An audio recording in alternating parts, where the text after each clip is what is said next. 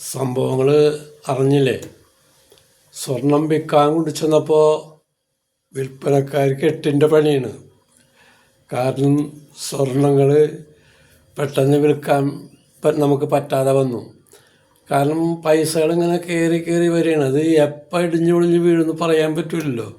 അപ്പോൾ അത് കാരണം സ്വർണ്ണക്കടക്കാർക്ക് ഇപ്പോൾ നമ്മൾ വിൽക്കാൻ കൊണ്ടു ചെന്ന സ്വർണത്തിന് കാശില്ല.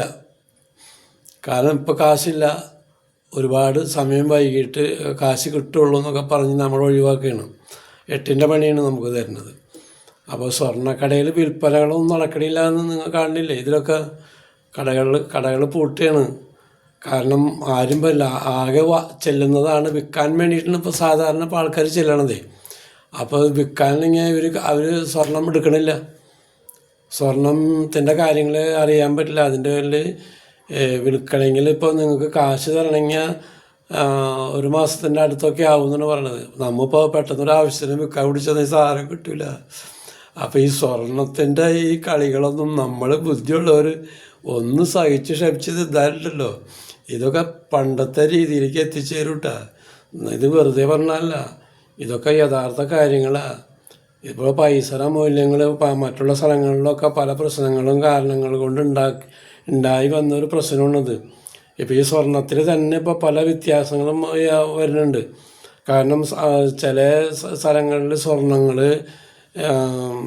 ഈ ഒന്നിൻ്റെ മുകളിലുള്ളത് വളരെ താഴ്ന്ന രീതിയിലും ഇവിടെ ഇത് ചെയ്യുന്നുണ്ട്. ഇപ്പോൾ ഒരു പവൻ്റെ സ്വർണം കൊണ്ട് മാല, വള, കമ്മൽ, മോതിരം, ഒരു പവൻ്റെ സ്വർണം അതിനെ ലൈറ്റ് വെയ്റ്റ് എന്നും പറഞ്ഞിട്ടാണ് അതിനെ അവർ ചിത്രീകരിച്ച് കണ്ടിട്ട് 50,000 രൂപയ്ക്കാണ് അത് കൊടുക്കുന്നത്. അതൊന്നും പണയം വയ്ക്കാൻ പറ്റുന്നതല്ല. അത് ലൈറ്റ് വെയ്റ്റ്, അതായത് പുതിയ തരത്തിൽ നമ്മൾ മേടിക്കാം, നമുക്കത് പണയം വെച്ച് അല്ലെങ്കിൽ വിറ്റിട്ടൊന്നും നമുക്ക് പണം കിട്ടുന്നതല്ല. അപ്പോൾ ഇത് ജനങ്ങളിലേക്ക് ആകർഷിപ്പിക്കുകയാണ് ചെല്ലുമ്പോഴേ. അതുപോലെ സംരക്ഷണം തരാം. 900 ഗ്രാം സ്വർണം ഒരു വീട്ടിൽ വയ്ക്കാം, അതിന് ഇൻഷുറൻസ് ചെയ്ത കള്ളന്മാർ കൊണ്ടുപോയാലും അതിന് കാശ് കിട്ടുമെന്നൊക്കെയാണ് പറയണത്. ഇതൊക്കെ ബുദ്ധിയുള്ള നമ്മളെപ്പോലെ അവരൊക്കെ നമ്മൾ മണ്ടന്മാരെന്ന രീതിയിൽ നീ സംസാരിച്ച് കാര്യങ്ങൾ കൂട്ടുന്നതേ. അതൊന്നും കിട്ടുന്ന കാര്യങ്ങളല്ല.